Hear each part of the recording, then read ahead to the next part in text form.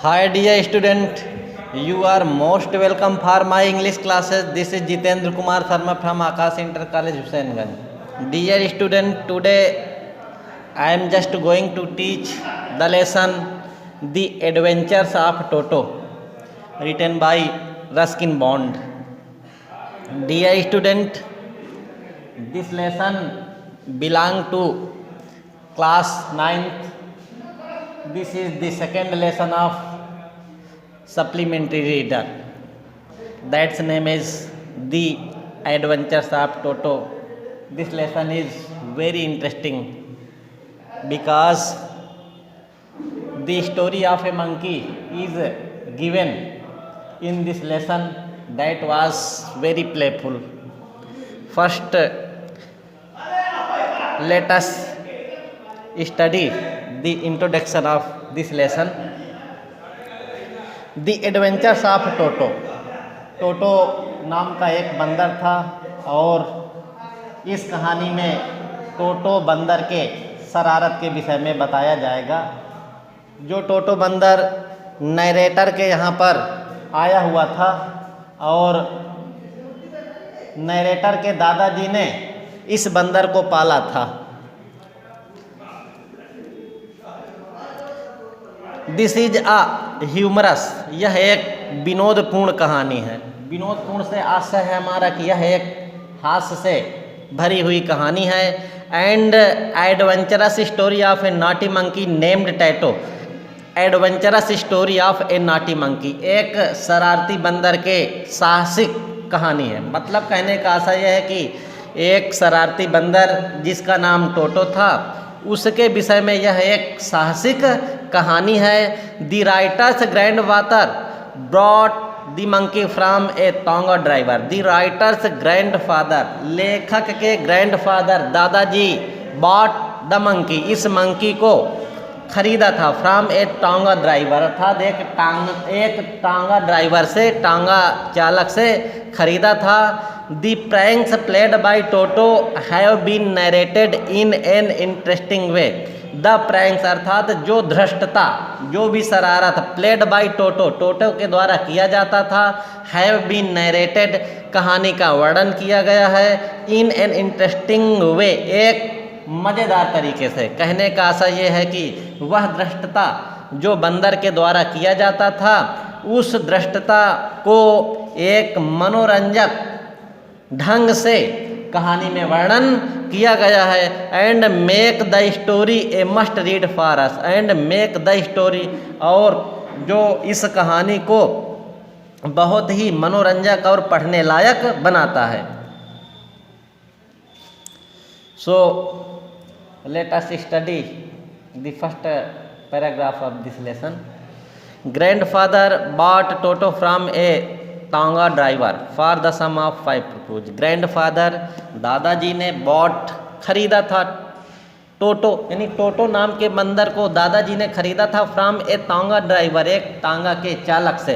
For the sum of 5 rupees, यानी 5 रुपए के छोटी सी रकम पर। देखिए, ये कहानी चूँकि पुराने समय से बिलोंग करती है, इसलिए पुराने समय में 5 रुपए की वैल्यू हुआ करती थी। क्योंकि आज के समय में 5 रुपए की कोई वैल्यू नहीं, ये बात सभी लोगों के द्वारा जानी जाती। लेकिन ये कहानी पुराने ज़माने से बिलोंग होने के कारण उस समय 5 रुपए का महत्व हुआ करता था। तो कहने का आशय ये है कि दादाजी ने 5 रुपए के छोटी सी रकम से एक टांगा ड्राइवर से टोटो नाम के बंदर को खरीदा था। The tonga driver used to keep the little red monkey tied to a feeding ट्रॉ।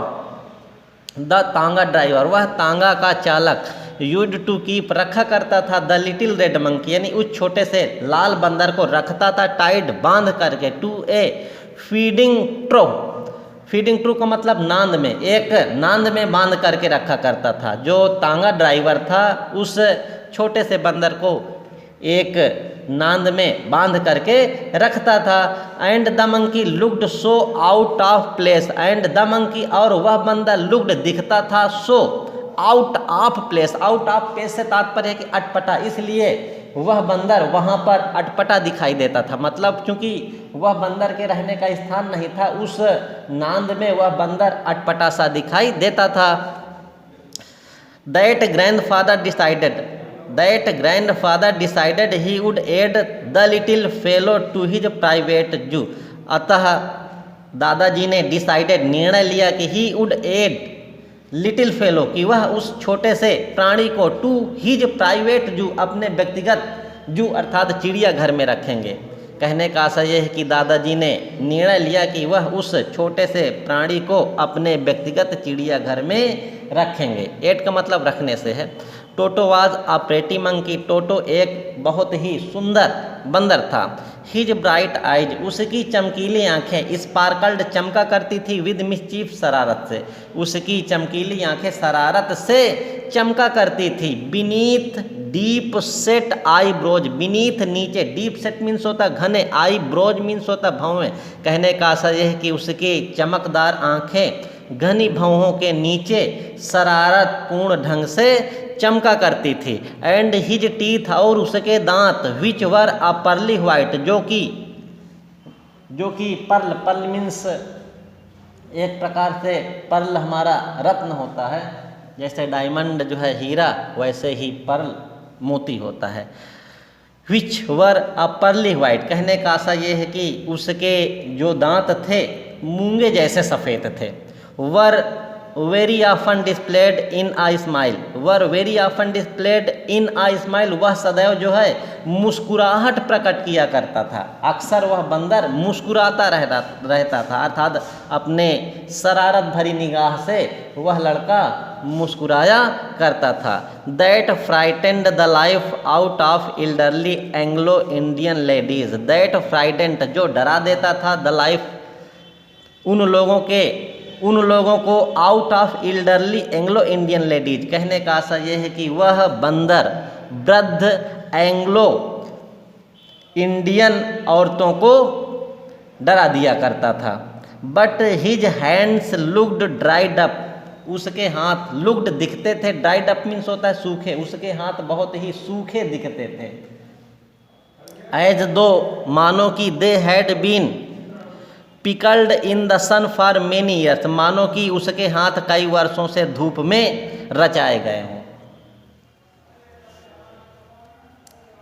Eight, फिर भी, हिज फिंगर्स, उसकी उंगलियां, वर क्विक एंड विग्ड, फिर भी जो उसकी उंगलियां थी, कहने का आशय है कि उसके हाथ जो है लकड़ी के सामान सुखाए गए दिखाई देते थे, या जो है सूखी रचनाओं से भरे हुए थे। कहने का आशय है कि उसके हाथ एक प्रकार से शुष्क थे, अर्थात जो है उसके हाथ में अत्यधिक फ्लेश या मांस नहीं था, उसके हाथों में गोश्त की कमी थी, इसीलिए उसके हाथ सूखे व जर्जर या जीर्ण दुबले पतले दिखाई दिया करते थे।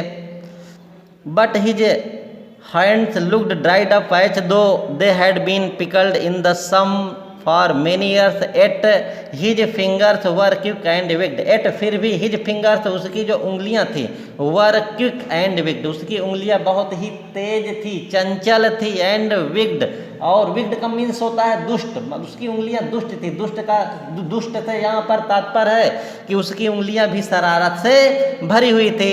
and his tail, और उसकी पूंछ, while adding to his good look, और उसकी पूंछ उसे एक अच्छा आकार प्रदान कर रही थी। कहने का आशय यह है कि कोई भी पूंछ के द्वारा अच्छे आकार को प्राप्त करता है, अर्थात उसका जो आकार होता है आकर्षक दिखाई देता है जब किसी भी प्राणी में पूंछ होते हैं, ऐसा दादाजी का विश्वास था।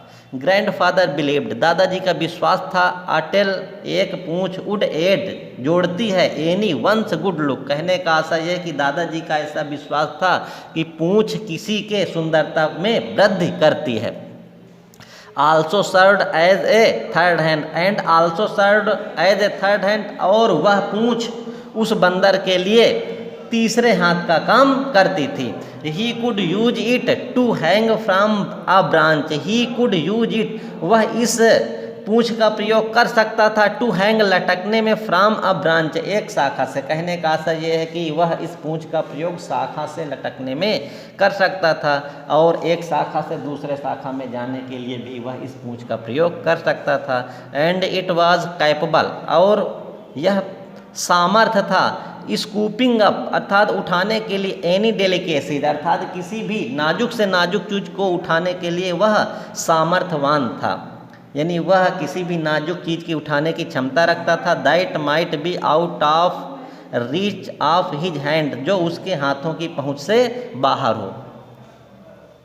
Grand mother always first when